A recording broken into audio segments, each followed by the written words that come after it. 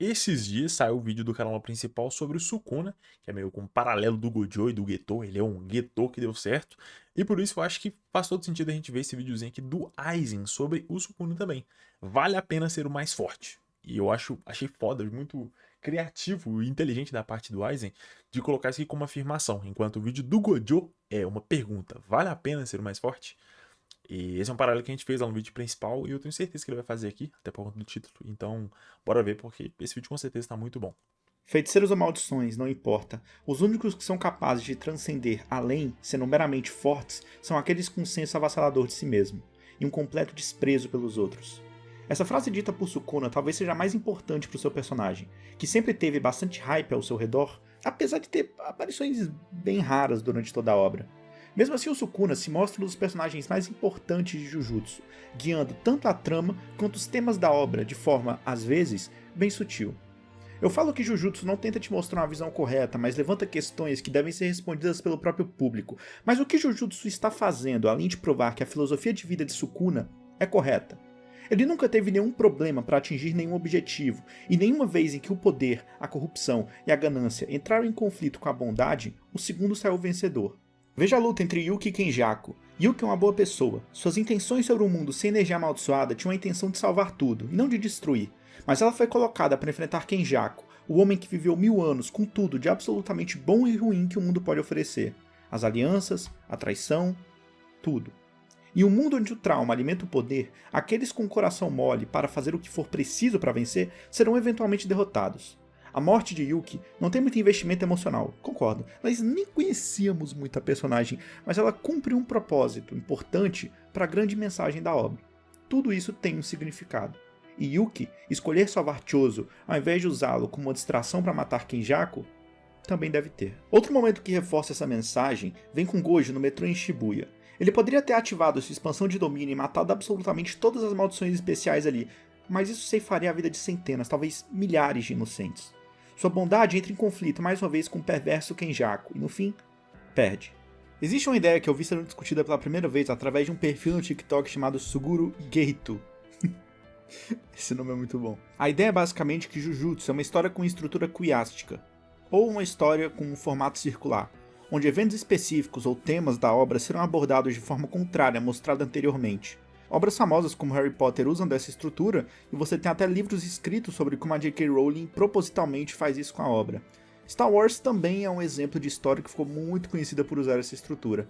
Se vocês quiserem eu posso fazer um vídeo só sobre esse tema, mas um exemplo disso em Jujutsu seria com Gojo e Sukuna. Gojo selado é um evento contrário ao do começo da série, com Sukuna assumindo o corpo de Yuji. Você tem também a morte de Geto e Gojo, os dois morrem no mesmo dia com apenas um ano de diferença, pelas mãos do homem mais forte. Ou de maneira até mais clara quando olhada por um grau mais amplo. Jujutsu Kaisen Zero e Jujutsu Kaisen são séries tematicamente muito opostas.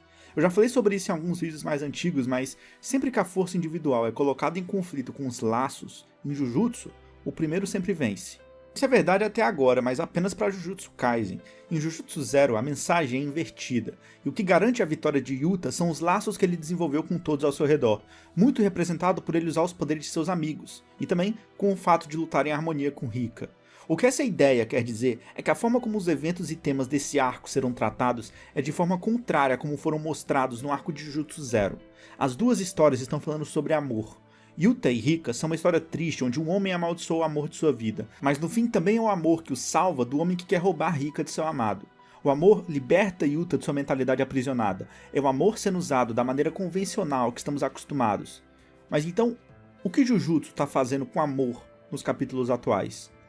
Agora a gente vai entrar em campos polêmicos, principalmente porque a luta foi resolvida muito recentemente. Apesar do bait no Twitter, eu acredito realmente que Gojo morreu e não vai mais voltar. Na verdade eu ficaria bem mais feliz se esse fosse o desfecho de seu personagem. Apesar de que, como é uma história inacabada, qualquer coisa pode acontecer. Mas para fins de estamos em um vídeo que busca mostrar uma mensagem, vamos considerar que Gojo morreu e nunca mais vai voltar. Eu acredito que ao escrever Gojo, Akutami esteja escrevendo uma tragédia. No vídeo sobre Crollo nós já falamos mais sobre, mas você tem essas histórias chamadas de tragédia, que são muito populares por causa da Grécia, apesar de não existirem somente lá, obviamente, em que a relação entre o homem e o universo é analisada geralmente a partir da inevitabilidade do destino. E você tem esse personagem, que busca uma forma racional de resolver conflitos, quando acaba caindo no resultado irracional que ele busca evitar a todo custo. E então você tem o Gojo, que assim como nas clássicas tragédias gregas, é um indivíduo de alto status social com uma falha fatal que o condena. Sua falha, no caso, é a única coisa que ele possui como indivíduo: poder. No vídeo sobre Gojo já falamos muito sobre isso, mas basicamente todas as suas fraquezas estão entrelaçadas com sua força. Todas as suas derrotas são resultado direto do quão forte ele é. Ele é amaldiçoado por esse conceito que não possui exatamente uma origem ou palpabilidade, energia amaldiçoada, alimentada por emoções, 6 olhos, técnica ilimitada. Quem deu tudo isso a Gojo senão o destino? Senão o universo no qual ele está encaixado? O grande trunfo de seu personagem é o quanto ele é insignificante para Jujutsu Kaisen, apesar de ser o feiticeiro mais forte da era moderna. As maldições levam os dedos de Sukuna no ataque à esquerda.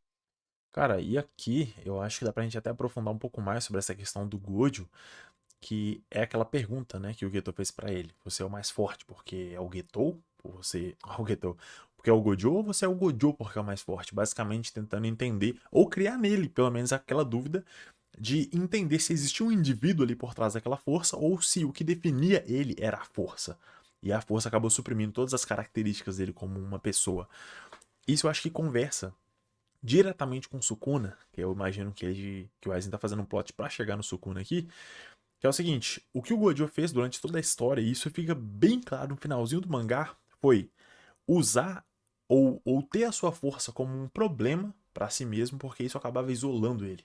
Então o Gojo sempre perdia tudo que ele tentava fazer, por mais que ele vencia uma luta, ele perdia a batalha, perdia pessoas, perdia amigos, alunos, quem ele deveria proteger, perdia todo mundo o tempo todo, por mais que ele fosse o mais forte, justamente porque ele não consegue estar em todo lugar ao mesmo tempo. Então todo mundo meio que se apoiava nele porque ele era forte demais, era o mais forte de todos, era o cara que quebrava a balança, tanto que pra buscar um equilíbrio, o universo de Jujutsu colocou o Getou do outro lado da balança pra equilibrar, já que eles eram top 1 e top 2, né, respectivamente nessa ordem. Então acho que a grande questão do Gojo é que a força dele criava nele um isolamento que fazia ele sofrer, enquanto no caso do Sukuna era justamente o contrário. Ele era mais forte porque ele era sozinho, enquanto o Gojo era sozinho porque ele era mais forte. Essa é a grande questão. Um usava da solidão como fraqueza, via na solidão sua fraqueza, enquanto o outro usava disso como sua força, que é o caso do Sukuna. E é por isso até que eu achei esse título que o Aizen usou perfeito, cara. Vale a pena ser mais forte. É meio que uma afirmação, sem dúvida. O Sukuna já falou: não, eu fui recusado pela humanidade, eles me rejeitaram, então que se foda. Eu sou sozinho mesmo e vou ser o mais forte, vou dominar todo mundo e foda-se. Enquanto o Gojo foi justamente o contrário. Ele nasceu forte, nasceu com nome, nasceu com tudo, mas ele era solitário. E ele começou a se perguntar: pô, velho, será que vale a pena eu ser forte desse jeito? Vale a pena ser o mais forte? Porque eu não tenho conexões, eu não tenho laços. Então, enquanto um tinha o poder e buscava os laços, o outro rejeitou os laços para ter poder. E por isso eles são tão diferentes. Ao mesmo tempo que paralelos opostos. Isso eu achei do caralho. A Kitami me mandou muito bem aqui. Escola. Ele não extrai informações de jogo. O plano de selá-lo dá certo, e quando volta ele é incapaz de realmente causar danos a Sukuna, visto que um capítulo depois ele retornou à sua forma original. Em uma história sobre essas maldições, nada mais justo que o homem mais forte será amaldiçoado pelo próprio destino. A morte também é um ponto muito comum em Jujutsu. Às vezes a morte aqui adiciona muito pouco à progressão da trama e tá tudo bem, porque Jujutsu também está falando sobre a falta de sentido inerente à morte, assim como em muitas áreas da vida. O personagem de Mahito é aquele que enxerga a alma. Ele sabe que ela não é especial. Ele segue então que acredita que é simplesmente o natural para sua posição, amaldiçoar pessoas. Kinjaku, por outro lado, vai atribuir significado àquilo que pode ser observado por ele, que pode ser experimentado, muitas vezes através da ciência. Sua conclusão sobre a alma e corpo é diferente de Mahito, inclusive. Sukuna aparece então como esse ser definitivo, 100% hedonista, que não vê significado na vida ou na morte. Ele tem seus desejos e os atende da forma que quer. Ele se diverte quando quer se divertir, ele mata quando quer matar, e luta quando quer lutar. As ações não têm significado inerente a elas, apenas um significado na medida em que se desenrolam. O hedonismo de Sukuna em relação a tudo é muito bem representado pela discussão que ele tem com Kashima no capítulo 238. Para Sukuna, a forma de se relacionar com os outros é através do amor, que para ele se traduz em sua força. Veja, matar alguém que o desafiou é a prova de amor que ele pode dar àquela pessoa. Ele era amado por sua força, então sua força era logicamente a única coisa que ele poderia oferecer de volta a essas pessoas. Sukuna é a personificação do amor, na mentalidade altamente individualista de Jujutsu Kaisen. E você lembra do que Gojo diz para Yuta no volume 0? O amor é a pior das maldições. Jujutsu Kaisen é um círculo. A luta entre Gojo e Sukuna. Cara, e até antes disso, já vi que ele passou alguns momentos, algumas cenas da Yorozu ali. A Yorozu é um exemplo perfeito dessa relação que o Sukuna e o Gojo têm com o amor. E o Itadori também, no finalzinho do mangá. Já que ela, quando ela vê o Sukuna ainda, quando ele tá lá na Heraian, junto com os fodelões lá, os mais poderosos, ela olha pra ele no meio do festival e fala: Nossa, como ele tá solitário ali, como ele tá sozinho, por que que ninguém ao redor percebe?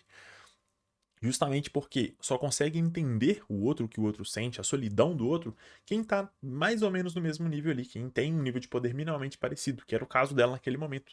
Ela era uma das poucas pessoas, uma das poucas presentes ali que conseguiu olhar pro Sukuna e entender o quanto ele se sentia sozinho por ser forte demais. E na leitura dela, ela entendia isso como um fardo, ela entendia como uma coisa ruim. Ela pensava, pô, ele tá sozinho, então ele deve estar triste. Vou lá consolar ele, com, né, os jeitos dela que vocês estão ligados.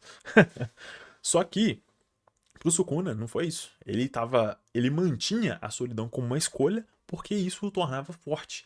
E aí, no finalzinho, na luta entre o Sukuna e o Gojo, que é o que o Aizen já vai puxar pra falar agora, a gente tem justamente essa conversa de volta. O que a Yorozu disse quando ela olhou pro Sukuna é: aquele cara é muito solitário, eu quero ensinar o que é o amor pra ele, eu quero ensinar o que é o laço, o que é a conexão, o que é ser compreendido pelo outro. E aqui o Gojo e o Sukuna, o tempo todo, durante a luta, eles têm esse pensamento. No começo, do Gojo olhando pro Sukuna e depois o Sukuna pro Gojo.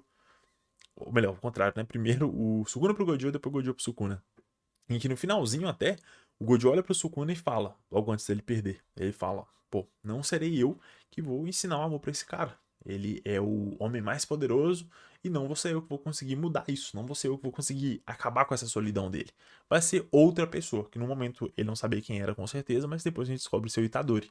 Justamente porque, agora puxando aquilo que o Aizen falou no começo, o poder individual em Jujutsu, falando Jujutsu base, não zero, sempre venceu os laços até o final do mangá. Que aí sim isso é invertido, em que o Itadori consegue vencer através dos laços o poder individual do Sukuna. E isso é realmente uma estrutura circular muito bem feita, muito inteligente, inclusive. Sukuna é obviamente mais uma derrota para Gojo, porque, porra, ele morreu. Mas tematicamente é uma vitória para ambos os lados. Gojo queria ser compreendido, mas era impossibilitado pelo quão forte ele era. Sukuna oferece seu amor às pessoas através da força, então é lógico pensar que para ajudar Gojo, mesmo que sem intenção, a encontrar o seu lugar no mundo, Sukuna precisava matar o feiticeiro mais forte da Era Moderna, dando a ele a chance de finalmente se conectar aos outros. É impactante que o que simboliza a separação que Gojo tem com seus semelhantes é sua barreira do infinito, que acaba sendo cortada por Sukuna, colocando Gojo de forma forçada na realidade do mundo, como um homem comum que ele sempre foi, se comparado ao Rei das Maldições. Já para Sukuna, a luta importa porque permite que ele se ame cada vez mais, aumentando seu poder, aumentando sua compreensão sobre a energia amaldiçoada e extraindo algo de útil do corpo de Megumi. Para ambos os personagens, a luta serve como uma ferramenta para engrandecimento dessas figuras, em um sentido ou em outro. Agora, um comentário rápido aqui. No anime de Naruto, Madara fala sobre como Gai era o usuário de taijutsu mais forte que ele já enfrentou. Uma declaração de poder, que realmente não contradiz nada em Naruto, já que essa não é uma mensagem importante da obra. Mas seja como Jujutsu, Sukuna é, na versão em japonês, muito mais poético, alegando que Gojo limpou o seu céu e o citando por seu próprio nome, ao invés de simplesmente um título. Não só mostra a inteligência de Sukuna, que inclusive apoia um pouco aquela teoria de que no passado ele era um nobre, mas também a admiração que ele tem a Gojo como pessoa. É um encerramento foda. E eu vi várias pessoas falando que não gostaram do fato do golpe final não ter sido mostrado. Mas, sendo sincero, isso realmente não me incomoda. Deixa inclusive toda a cena muito mais impactante e reforça a ideia de que o Jujutsu está, conscientemente, apoiando Sukuna. A primeira vez em que vemos uma expansão de domínio sendo usada é por Sukuna. Esse é um recurso que será a chave para muitas lutas durante a série, basicamente definindo os combates Jujutsu. Depois, também é Sukuna quem mostra primeiro um domínio sem barreiras, que mais tarde é mostrado também por Kenjaku. Veja como a série se guia a partir do que Sukuna faz. Ele é fundamental para avançar nossa compreensão de Jujutsu como uma ferramenta de poder, mas também para trabalhar os temas centrais da obra. Para Sukuna, e assim como Madara em boa parte de Naruto, nós somos jogados com informações que não partem do personagem em si. Tudo que aprendemos sobre Madara.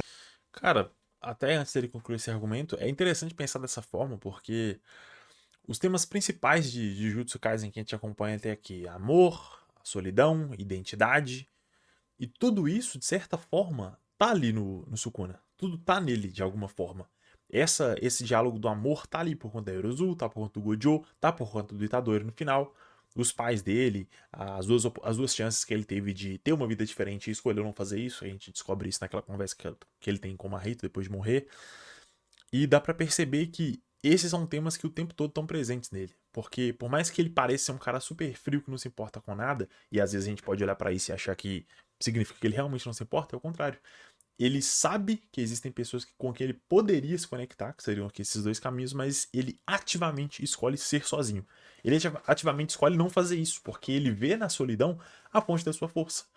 Então, ele vê na solidão a fonte da sua força e o amor como ferramenta para demonstrar a sua força, a sua conexão. A única forma com que ele aceita se conectar com as pessoas é através da violência, da força, que é justamente o amor do guerreiro, né? Jujutsu nesse caso, do feiticeiro ou da maldição que ele representa aqui. E aí, por conta disso, ele não tem problemas de identidade, como é o caso do Gojo. E por isso que eu acho que a derrota do Gojo pro Sukuna faz muito sentido narrativamente, tematicamente. Porque o que separa esses dois personagens, conceitualmente, é que um escolheu a solidão e abraçou ela e falou: não, eu sou sozinho, você sozinho é isso. Eu não tenho problemas com essa solidão, com o meu estado. Enquanto o Gojo não, o Gojo via nisso uma fraqueza, ele queria se conectar, então ele tinha problemas de identidade. Tanto que, se a gente, vamos pensar um cenário hipotético aqui, imagina que o Geto fizesse aquela pergunta de você é Gojo porque você é forte, papapá, só que pro Sukuna. Você é Sukuna porque você é forte ou você é forte porque você é Sukuna? O Sukuna ia dar uma resposta direta, curta e grossa na hora. Porque ele não tem problemas de identidade. Ele não duvida de si mesmo, ele não se questiona se ele tá certo ou errado. Ele tá escolhendo ativamente seguir por aquele caminho sem se questionar de nada. E por isso o Gojo perdeu. Porque ele tem esses problemas de solidão que refletem diretamente na sua identidade. E é como diz, eu não lembro se é de Vagamond isso, mas acho que é assim. Quando você tá com a mente confusa, seu coração tá abalado, sua espada fica fraca, seu golpe se enfraquece, você perde a sua força. E é meio que isso que aconteceu com o Gojo. Ele tava o tempo todo dividido entre quero me conectar com as pessoas, mas eu quero ser o mais forte. Só que isso me isola, então o que eu escolho? Ser ou não ser? Eis a questão. E isso acabou matando ele no fim das contas. E acho que até por isso que, tematicamente, o Itadori é o cara perfeito pra acabar com o Sukuna. Porque ele também não tem problemas de identidade, problemas não nesse finalzinho, só que ele tá no extremo oposto do Sukuna. Ele é o oposto do Sukuna no sentido de eu não tenho problema de identidade, só que eu escolho ser acompanhado, eu escolho ter laços. Eu não quero ser o mais forte se pra isso eu tiver que ficar sozinho. Eu prefiro ser o top 4, top 5, top 6, foda-se. Eu quero ser acompanhado, eu quero ter laços. E por isso que na luta final ele recebe a ajuda de um monte de gente. Porque pra ele, pouco importa se ele é o mais forte ou o mais fraco. Ele quer manter os laços. Então ele não tem problema de identidade e também não tem o problema da solidão. Ou seja, ele consegue compartilhar o amor dele, que seria o terceiro tema, sem comprometer quem ele realmente é. E isso aí é do caralho, na moral. Até sua aparição de fato, vem de Hashirama, Itachi, Tobi, Nagato e blá blá blá. Tudo de Sukuna que vemos vem de outras pessoas, que se projetam no Rei das Maldições para atender um determinado desejo. Gojo lamentar sobre Sukuna não estar dando tudo de si é uma forma na qual ele pode se espiar da culpa de ser o mais forte, diminuindo seu próprio significado apenas para se encaixar em seus iguais. Quando o Jogo chora e vê Sukuna o chamando de mais forte, existe uma chance de que ele estava apenas se projetando em Sukuna, assumindo que o Rei das Maldições o considerava alguma coisa. A própria declaração de entre o céu e a terra, eu sou o único honrado, tem um caráter de declaração por parte de Gojo, mas de narração por parte de Sukuna. Não é ele quem está dizendo aquilo. Ele nunca proferiu essas palavras. A figura de Sukuna é adaptada pelas pessoas para falar sobre desejos que elas mesmas têm, e que ele não carrega dentro de si. Não à toa, esse molde e adaptação da sua figura também fica claro com sua capacidade de combate, de se adaptar aos seus oponentes, seja por ele ser um gênio ou simplesmente por usar ferramentas que podem lhe proporcionar isso. Toda a percepção sobre Sukuna não pode ser realmente compreendida, tanto dentro quanto fora da obra. Para representar ainda mais o quão deslocado de tudo ele está, Sukuna não é nem mesmo alguém inventado por Akutami. Sukuna é uma lenda real do Japão. Seu personagem é uma figura mitológica que é inserida em Jujutsu com as particularidades daquele universo, mas sem um senso de invenção como acontece com outros personagens, como Gojo, Itadori, Megumi e Nobara. Tudo o que imaginamos sobre Sukuna é uma imposição da nossa própria percepção, e nada mais do que isso. As pessoas sempre ficaram muito preocupadas com Gojo, tendo medo de que Akutami não poderia contra-atacar seu poder, mas a calamidade imparável em Jujutsu sempre foi Sukuna. Nós só não tínhamos uma real noção disso. Gojo morrer do jeito que morre mostra o quão comum ele é. Toji nunca é mostrado tendo seu corpo dilacerado pelo roxo. Apenas vemos um monólogo Realmente. dele e depois ele morto. Jogo também não é mostrado sendo atingido pela flecha de fogo. Nós temos um monólogo dele e depois ele é mostrado morto. Geto também nunca é mostrado sendo morto por Gojo. Mas por quê? Porque esses personagens nunca realmente ameaçaram a posição de poder que Gojo e Sukuna ocupam respectivamente.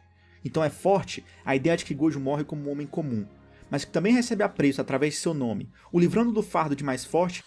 E aqui eu acho que dá pra gente falar até mais essa questão de a morte em si não ser mostrada e só a pessoa viva o seu monólogo, ela considerando a vida e repensando se vale ou não a pena se sacrificar e pum, morreu. Tá aí o cadáver. Serve muito bem pra mostrar pra gente uma coisa que eu sempre bato nessa tecla. O quanto o mundo Jujutsu é um lugar horrível, é péssimo pra todo mundo, não importa se é um feiticeiro, se é um não feiticeiro, se é uma maldição, se é um espírito amaldiçoado, reencarnação impura, pouco importa. É um lugar horrível, um sistema que esmaga todo mundo e arrebenta com a vida de todo mundo.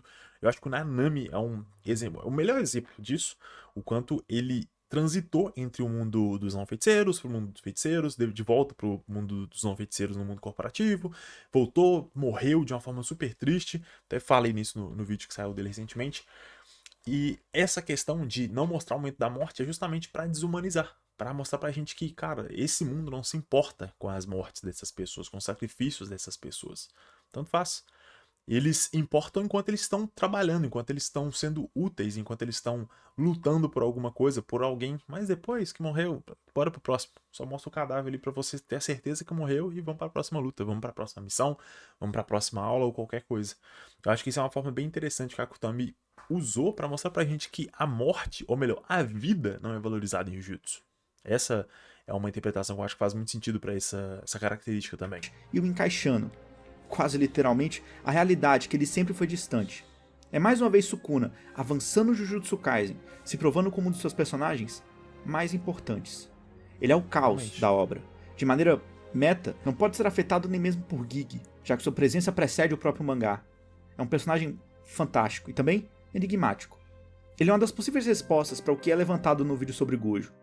Sim, vale a Exatamente. pena ser o mais forte. Mas eu acho que é isso. Tchau. Cara, essa é a grande sacada do personagem, eu acho. Eu vejo os três como paralelos muito bons. É, como se fosse uma linha, né? Traçando uma linha. É o Gojo no meio, o Itadori numa extremidade e o Sukuna na outra. Os dois das pontas, eles têm certeza sobre a sua identidade. Eles não têm o problema da identidade. Só que o Sukuna tem o problema tem a solidão como característica. Só que isso não é um problema pra ele, porque a solidão traz poder pra ele. Então, ele não tem problema de identidade, tem a solidão, mas a solidão traz poder. E esse poder ele compartilha com os outros através da única forma que ele aceita se conectar, que é através do amor. Que é justamente essa forma de expressar o respeito na batalha ali, de lutar, de fazer o outro, de se divertir. É como a gente vê ele com o Diogo, por exemplo, a forma que ele mostra pra ele que não, eu tô te matando aqui, tô te humilhando, mas calma, você é forte. É porque eu sou muito foda. É a forma dele se conectar. É tudo que ele tem pra se conectar, é a única forma que ele quer. E o Itadori, isso no final do mangá, isso é bem importante a gente pensar, ele não tem um problema de identidade e não tem um problema de solidão, justamente porque ele escolhe se manter cercado de pessoas, ele escolhe manter os laços. E já ele mostra e expressa o amor através justamente desses laços, não só da questão da luta, da batalha, da honra do guerreiro. O problema é que o Gojo fica no meio do caminho.